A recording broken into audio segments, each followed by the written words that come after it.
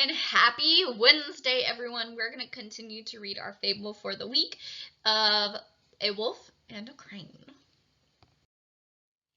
So, today on your paper, on your Wednesday part of your paper, which should be on the back, you are going to write what genre it is, the connections to the text, and your predictions part 2. Now, you're going to write your connection about the theme. Have you ever related to it? So let's go over our genres real quick. We have informational, biography, science fiction, poetry, autobiography, fantasy, mystery, historical fiction, and traditional literature. Some of these we already know it can't be. We know it's not going to be anything relating to nonfiction. So I marked all those out. So you have to decide, is it a science fiction, poetry, fantasy, mystery, historical fiction, realistic fiction, or traditional literature? Something we also know it can't be is historical or realistic fiction. It is not based off of a real history event, and it's not, animals don't really talk to each other like that. So it's not a story that could be real. So you have to decide what it is now. Pause the video. You can figure it out real quick. You could even write it down on Wednesday already if you would like to. So while we are reading, I want you to think about the lesson of the story that you wrote about or wrote on Tuesday's paper and you answered in the Nearpod. I want you to think about that and think about, do I relate to this story at all? Have I learned a lesson like this before maybe?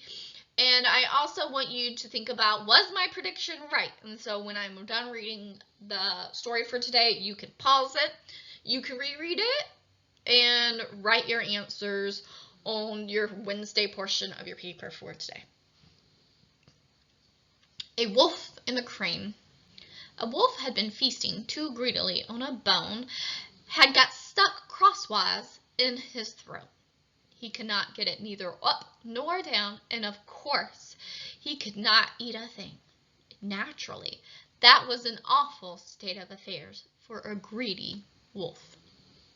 So away he hurried to the crane. He was sure that she, with her long neck and bill, would easily be able to reach the bone and pull it out. I will reward you very handsomely, said the wolf, if you pull that bone out for me. The crane, as you can imagine, was very uneasy about putting her head in the wolf's mouth. But she was generous in nature, so she did what the wolf asked her to do. When the wolf felt the bone was gone, he started to walk away. But what about my reward? Called the crane anxiously. What? Snarled the wolf, whirling around. Don't you understand? Isn't it easy? Isn't it enough that I let you take your head out of my mouth without snapping it off? Ooh, that wolf man still gets me.